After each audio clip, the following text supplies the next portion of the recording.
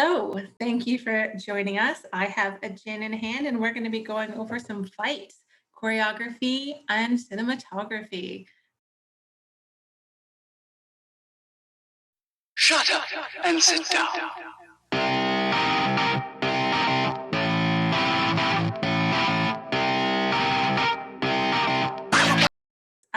We are rolling. So, hello. Hello. How are you guys doing? Thank you for participating in the lockdown project. We were lucky enough to put together a short little fight film, and we got some wicked shots of you kicking. I'm so excited to see it. I used a Black Magic Pocket Cinema camera 4K, and the lens was an Olympus 9mm fisheye, cheap as shit, 25 pounds.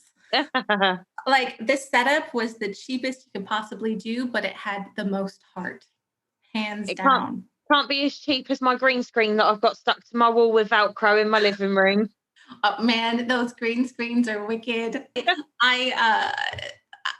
You can spend a lot of money on kit, and I spent a lot of money on training instead of kit.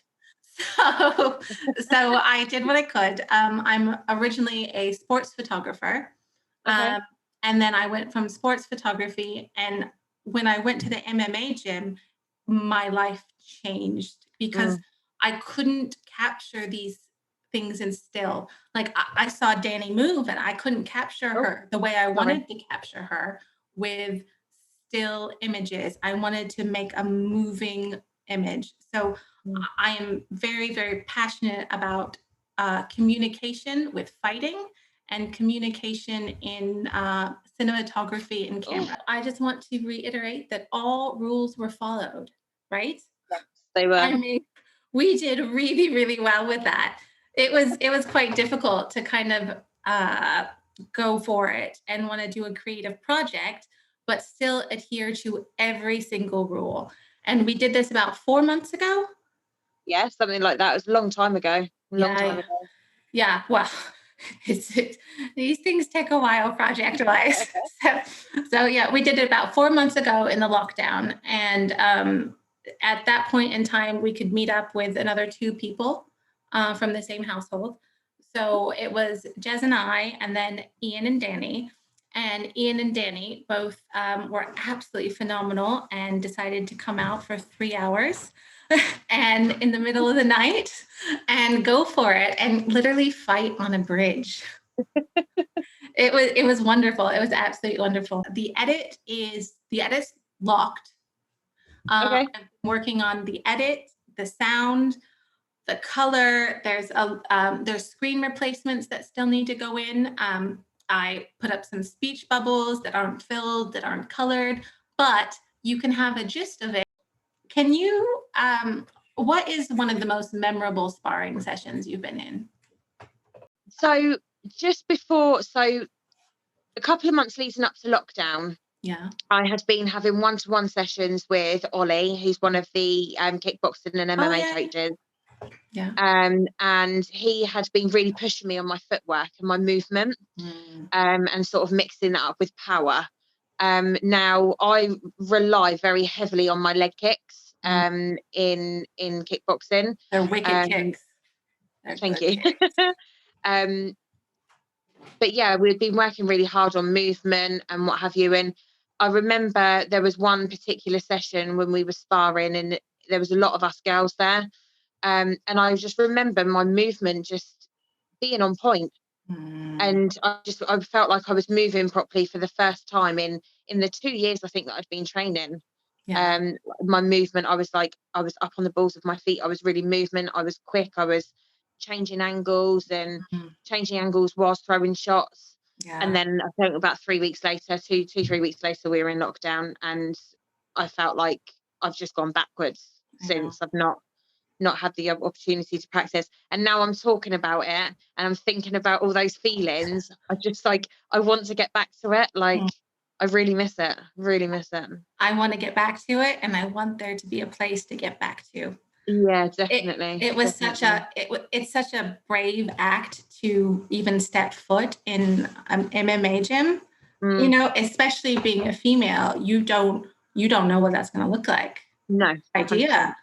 So you kind of get your cojones, you get your balls, and you're like, right, I'm gonna do this, and you find out you absolutely love it, and you're there for a few years, and then all of a sudden, taken away from you. Boom! I had a little cry in the corner for sure.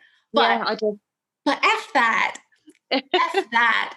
How has having a community of people that love movement helped you keep going?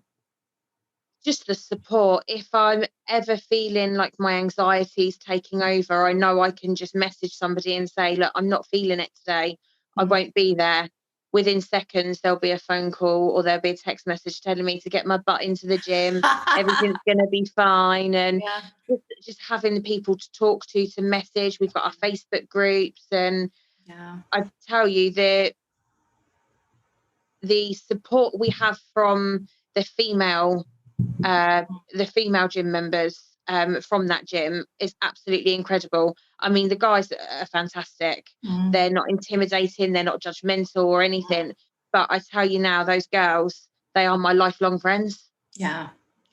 It's absolutely amazing to have a community. I think when we talk about a gym, most people think about like a 24-hour fitness or something but our gym isn't, well, it is 24 hours, or it was 24 hours, but it's so different.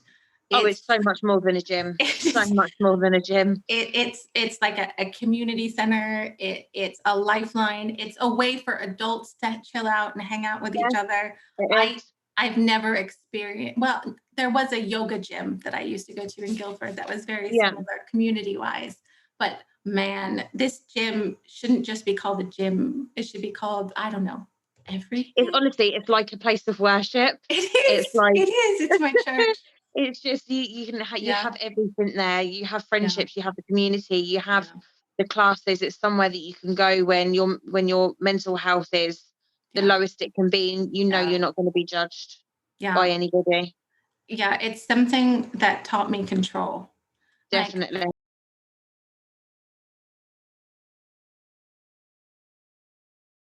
It's just having that community is absolutely amazing. Danny, you work at Gym 01 and you also have your own business. Would you tell me about your career and why you decided to do the business and why you got into martial arts? The reason for starting the business was because I, in particular, wanted to help people, and I wanted to help them really sort of fight their demons and sort of just like take a hold of it. And Ian was a personal trainer anyway, teaching kickboxing. He's been doing kickboxing, I think, for about 14 years. Wow. And that's a real passion of his. So together we decided to build Ideal Fitness and Nutrition and put it into a bit of a wanna, really. How do you feel about everything going on with the close downs with the gyms and things of that nature? Are you still pushing forward with your business? How's your business going in the lockdown? So we actually launched Ideal back on the 1st of May. So we were already in lockdown when we launched. Right. So really our business hasn't taken a hit because of it. We have built our business, and a successful one at that, during the hardest time of everybody's lives. And we just keep saying to people, you've got to remember your own health, your own sanity, your own mental health, and continuing to train and continuing to live a healthy lifestyle and eating nutritious foods is what's going to get you through this. Was the mental health issue is really, really interesting. I find that lots of practitioners of martial arts really use it to learn control. And it feels like when you're spiraling out of control with different aspects of your life, if you can kind of hone into something and bring a practice, then boom, it really, really, really helps very much. Yeah. Cool piece. Yeah. Kicking some ass. Hope so. Fingers crossed. Right. Well, thank you so much. I am Thank you. 2 gins in. Brilliant. I'm going to go and get one in a minute.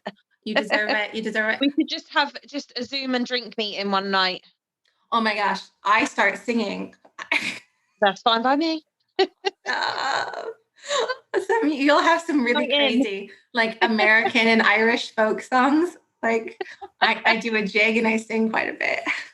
Thanks for watching. We had an awesome chat today with some really dedicated martial artists. Hollinshead. Thank you so much for joining us, and please go check them out here.